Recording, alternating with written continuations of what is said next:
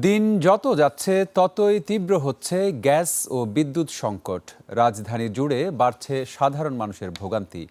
Feeling স্টেশনগুলোতে দীর্ঘ সময় অপেক্ষা করে কাঙ্ক্ষিত পরিমাণ গ্যাস না পেয়ে ক্ষুব্ধ গাড়ি চালকরা। অন্যদিকে বাসাবাড়িতে গ্যাস ও বিদ্যুতের সংকটে ব্যাহত হচ্ছে স্বাভাবিক জীবনযাত্রা। শফিকুল ইসলামের বিশেষ রিপোর্ট।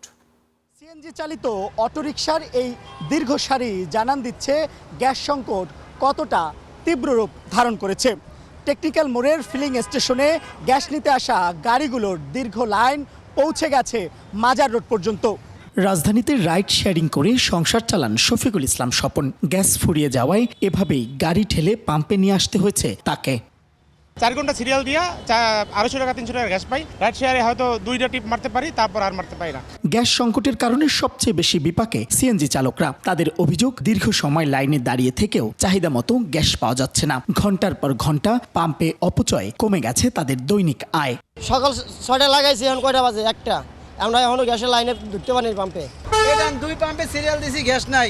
এই পাম্পেও সিরিয়াল পাই নাই। খালেক পাম্পে ছিলাম কল্যাণপুর, ওইটা 1.5 ঘন্টা দাঁড়ায় থাইকা পরে শুনি মেশিন নষ্ট হয়ে গেছে। এখনো জমা তুলতে পারি না। মহাজন যদি 10 টাকা কম নেন, মহাজন জমা কম নেয় নাই। আমরা কি করব?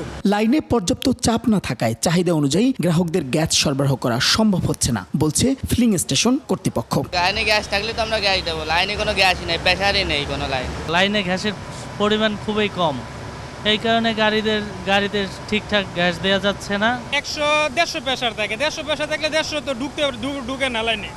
তেন দেখে 140 থাকে, হাওয়া ঢুকে না, আরো মনে করেন যে 20। শুধু পরিবহন খাত নয়, গ্যাস সংকটের ধাক্কা এসে লেগেছে দৈনন্দিন জীবনেও। গ্যাসের সংকটের পাশাপাশি ঘন ঘন লোডশেডিং এর কারণে বাসাবাড়িতে রান্নাবান্না সহ প্রতিদিনের কাজকর্ম ব্যাহত হচ্ছে। গ্যাসের একদম প্রেসার নাই, যার ফলে আমরা চুলা জ্বালাইতে পারি না, গ্যাসের চুলা জ্বলে না। আমাদের টোটালি ডিপেন্ড করতে হয় ইলেকট্রিসিটির উপর। এখন তো কারেন্টও থাকে না, মানে এখন রীতিমতো এনে খেতে হবে, এরকম একটা পরিস্থিতি দাঁড়াইছে। ফুডের আগে আমাদেরকে বলে আপনাদের সমস্যা সমাধান করে দিব, তারপর বুট শেষ হইলে আর কোনো কুজই নাই। ভাসমান এলএনজি টার্মিনালে দুর্ঘটনার কারণে যে নজিরবিহীন গ্যাস সংকট তৈরি হয়েছে তা দ্রুত নিরসনে সরকারকে আরও জোরালো ও কার্যকর উদ্যোগ নেওয়ার আহ্বান ভুক্তভোগীদের।